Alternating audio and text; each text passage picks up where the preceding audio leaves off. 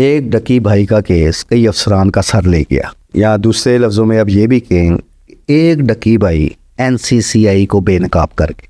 क्या बात है। और जो एक दर्द नज़र आ रहा था मेरे वतन अजीज़ के बच्चों का, आपको याद होगा बिल्कुल बिल्कुल ये सरफराज चौधरी साहब जब वो इंटरव्यू देते थे डकी भाई के मुकदमे के बाद, तो वो बहुत दर्द नज़र आता था उनके इंटरव्यूज़ में, जिसमें वो कहते थे मेरे वतन अजीज़ के बच्चों को ख़राब किया जा रहा है, मैं ये बर्दाश्त नहीं करूँगा। वो ये सारे मामले के बाद मेरे नज़दीक तो ये समझ आया कि उन्हें वतन अजीज़ का कोई बच्चों का दुख तकलीफ़ नहीं थी, वो जो कुछ कर रहे थे अपने अजीज़ों क्या बात है। और ये चीज़ साबित भी होगी। एनसीसीआई जो अपने क़याम के 1 साल के अंदर अंदर ही मैं समझता हूँ अपनी गुडविल खो गई। बात तो सख्त है, एनसीसीआई वालों को मेरे लफ्ज़ चुभेंगे भी सही, कोई पता नहीं मेरे ख़िलाफ़ वो पीका एक्ट का कोई मुकदमा भी दे दें, लेकिन खैर है कोई बात नहीं, अब हकीकत तो बयान करनी चाहिए।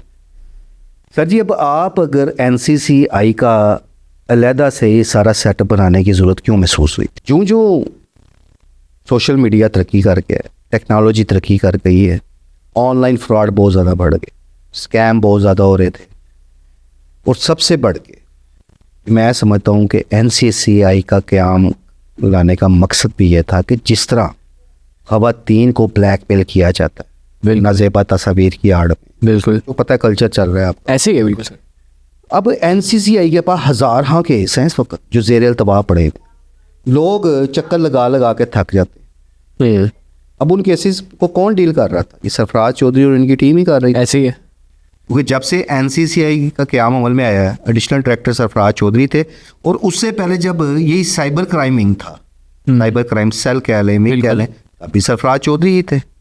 तो अब ये नज़र आता है कि वो तमाम केसेस अल्तवा का शिकार क्यों हैं, क्योंकि तमाम केसेस उन केसेस में जो एक आम शहरी जाता है उसके पास डकी भाई जैसे पैसे तो नहीं है।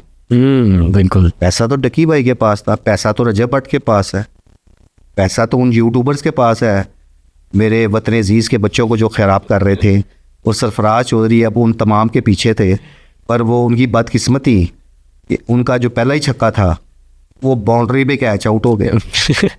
अब उसमें हुआ क्या? हुआ ये कि ये जो टीम थी ना, ये एक हसास अदारे का नाम इस्तेमाल करती थी, खौफ डालती थी,